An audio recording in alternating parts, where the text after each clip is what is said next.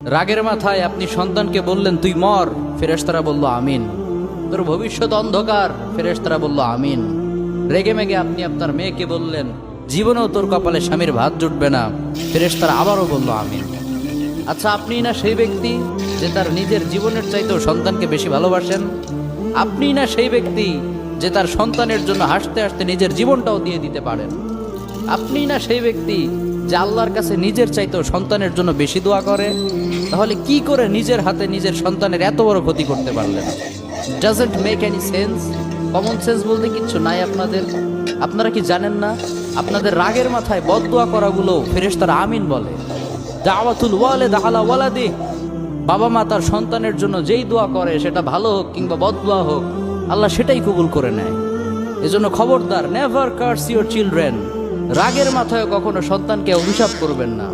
খুব বেশি রাগ উঠে গেলে তার